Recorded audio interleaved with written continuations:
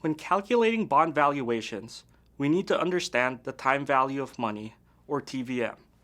Specifically, the value of an asset is the present value of the expected future cash flows generated by that asset. The intuition behind this is that the value of $1 today is worth more to you than $1 tomorrow, because you can invest the dollar you have today at some return so you get more money in the future. Another way to look at it is as follows. Suppose you won $10,000 in a game show. Which of the following would you choose? Receive $10,000 today or 1 year from now? If you have the money today, you can invest it and get more than $10,000 next year.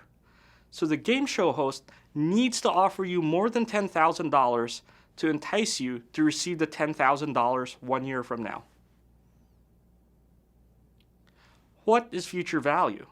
The future value is how much $1 today is worth next year, 2 years from now, and so on. Since we need to be compensated to agree to forego receiving that dollar today, we need some interest rate R that will make you accept giving up that $1 today. We can calculate this as follows. The future value 1 year from now, FV1, is equal to the present value, PV, multiplied by 1 plus the interest rate R. Similarly, the future value 2 years from now, FV2, is simply the FV1 grown at 1 plus the interest rate R.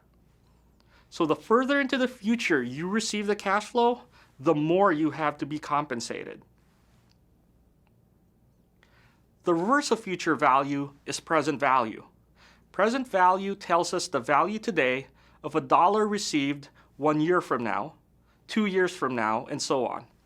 Since you prefer to receive money today, you will be willing to receive less than $1 today to avoid having to wait 1 year or 2 years to receive that same dollar. We can calculate this as follows. The present value, PV, is equal to the future value 1 year from now, FV1, discounted 1 period using 1 plus the interest rate R. Similarly, the present value of a cash flow received 2 years from now is discounted 2 periods. We can apply these time value of money concepts to bonds. Let's use the following example. Consider a bond with a par value or face value of 100. The bond pays a fixed 5% coupon rate and matures in 5 years. Its price today is $100. Should you buy this bond? To determine the value of the bond, we can show graphically the cash outflow and inflow over time. Today is year 0, and you would have to pay $100 to purchase that bond. Then, you receive $5 in years 1 to 4.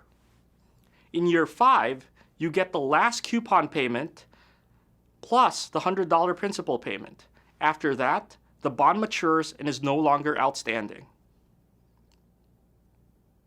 To know if it's worth giving up the $100 today, you would need to know whether the present value of the coupons and principal payments is greater than $100.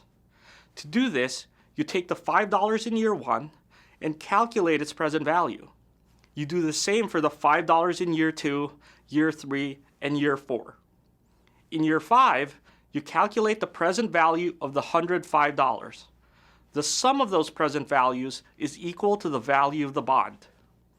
If the sum of the present values exceed 100, you buy the bond. If it's lower than 100, you don't buy the bond. You will now apply the time value of money concepts in the following exercises.